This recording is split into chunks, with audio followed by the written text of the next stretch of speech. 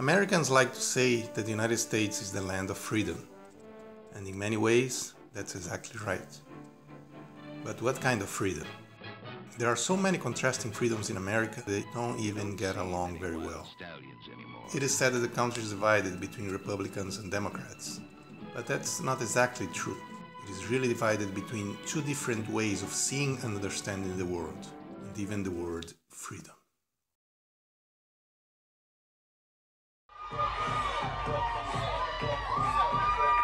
This is the Drag the Kids to Pride event at Mr. Mister's in Dallas's Oaklawn neighborhood.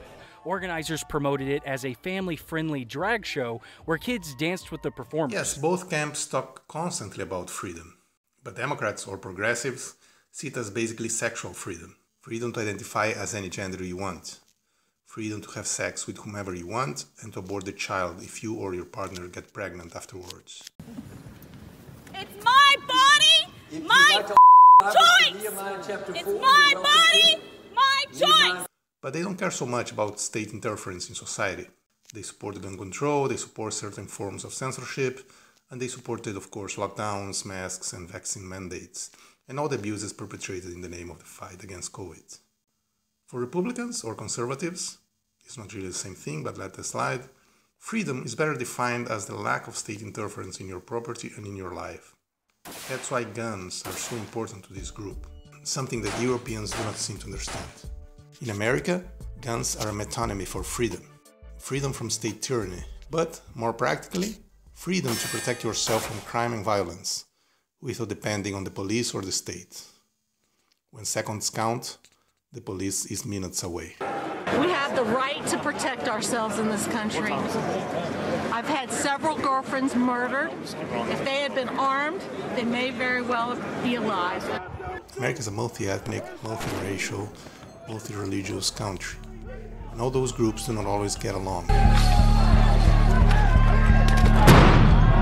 The 3rd Precinct of the Minneapolis Police Department, on fire. Nearby businesses ablaze. This is how the night of May 28th unfolded.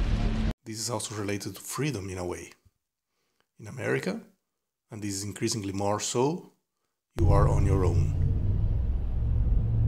Many say that America is right now in decadence, and in a lot of ways this is true. Looking back, its heyday was probably in the 50s, a country coming from victory in the Second World War and with the Great Depression having become only a distant memory. It was still a 90% white European country, and it didn't have such a large population as today. A few decades later, massive immigration, several stupid wars, demanded plans of social engineering, and the offshoring of manufacturing to China have completely changed the country, making it a shadow of what it once was. And yet, America is still very prosperous and very beautiful in some of its parts. More importantly, it still captures the imagination of the world. American culture is everywhere. It seems almost as if the more the country slides into decadence and corruption, the more its dreamlike culture spreads abroad. Another divide in America is between the city and the countryside. If you go to New York City, it's very multicultural and progressive, and there's still people using masks for COVID. But go to the countryside in upstate New York, and you'll find a place that is 90% white, pro-Trump, and no one is using masks.